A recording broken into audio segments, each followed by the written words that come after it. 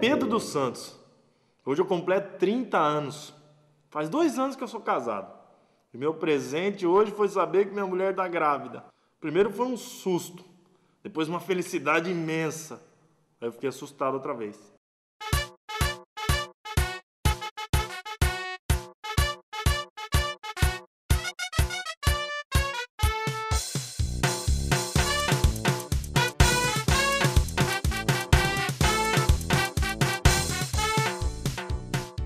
Passou pela minha cabeça 1 milhão de coisas.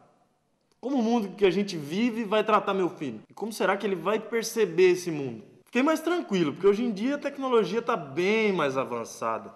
Meu filho vai poder lidar aí com vários tipos de mídia, de comunicação, vai poder saber tudo que está acontecendo em cada canto do país num piscar de olhos. Claro, nem sempre foi assim. Nem sempre a economia foi tão estável, nem sempre se teve paz para governar esse país. Piores momentos. Nem eu me lembro muito bem o que rolou na vida política desse país desde que eu era criança.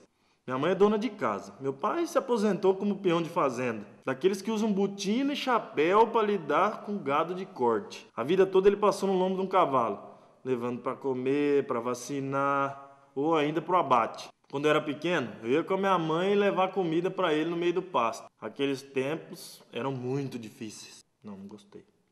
O salário do meu pai mal dava para sustentar a gente. Não dava quase nem para comprar roupa, comida. No fim do mês, então, era um sofrimento. Meu pai assistia os jornais da televisão. Ele queria ficar inteirado do que estava acontecendo no país. Falava para mim que era importante saber o que estava se passando com a política. Eu, sinceramente, preferia ficar lá fora, brincando. Mas ele sempre me chamava para assistir o jornal com ele. Ô moleque, vem assistir o jornal? E foi num jornal da televisão que a gente ficou sabendo do fim do regime militar e do início da nova república. Meu pai me falou naquela época da importância do movimento das diretas já, que eu só descobri muito tempo depois quando entrei na escola. Essa época foi muito importante, porque a gente se mobilizou para escolher quem seria o presidente do Brasil. Só que aí teve um problema, né? A Câmara dos Deputados foi contra e o Tancredo Neves foi eleito, só que por um colegiado. Não foi pelo povo. Só que também ele nem chegou a assumir. Morreu antes. No lugar dele ficou José Sarney. Lembra do Sarney? Brasileiros e brasileiras! É o personagem imitando o Sarney. Durante o governo dele, foi validada a Constituição de 1988. Esse documento instituiu o Estado Democrático e a República Presidencialista. Meu pai ficou todo feliz. Parecia que a coisa ia mudar, ia melhorar. Só que a alegria dele durou pouco tempo. A economia do Brasil na década de 80 era muito instável. E a moeda, então, mais ainda. A inflação era muito alta por ano. Os preços chegavam a subir 300%. O arroz que minha mãe ia lá no mercado comprar de manhã, na hora do almoço, já estava mais caro. Não lembro, cara. Lembro que meu pai sacrificava um dos bois dele para encher a geladeira. Ele e minha mãe ficavam um tempão separando as carnes, embalando, etiquetando. Sabe Deus quando ia comer carne outra vez. Nas eleições de 89, o Brasil se mobilizou para votar no Fernando Collor de Mello. Esse sim, prometeu que ia acabar com os marajás. Mas nessa eleição ia ter um candidato ilustre. Será que você sabe de quem que eu estou falando? Mas, será que você sabe? Mas aí a candidatura dele foi cassada. A minha mãe ia votar nele, viu?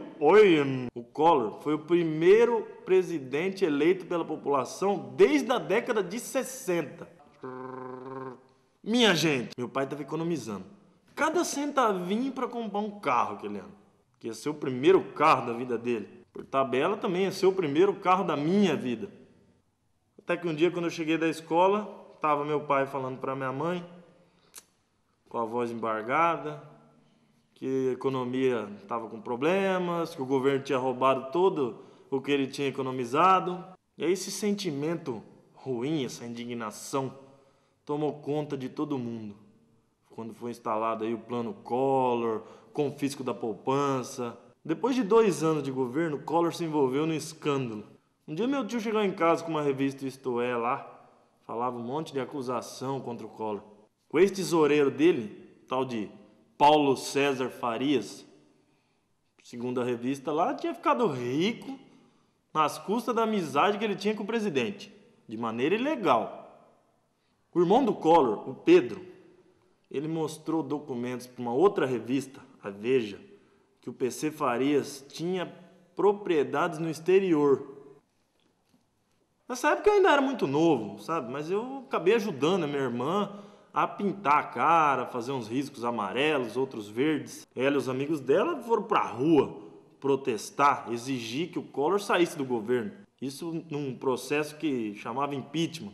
Nos jornais não se falava em outra coisa. Tava surgindo uma nova geração de jovens, os cara pintadas. Mas tem que ficar a minha cara. Não... Sabe o que aconteceu? O Collor renunciou antes do impeachment. Depois dele veio o mineiro Itamar Franco. Chegou aí com uma série de medidas que dividiu a opinião de todo mundo. Uma delas foi que ele tentou relançar o Fusca. Aquele carro que parecia pão de queijo. Fusquinha.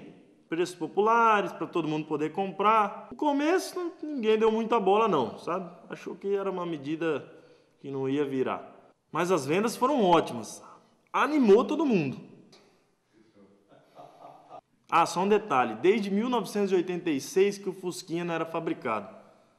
Nesse ano foram fabricadas aí mais de 40 mil unidades.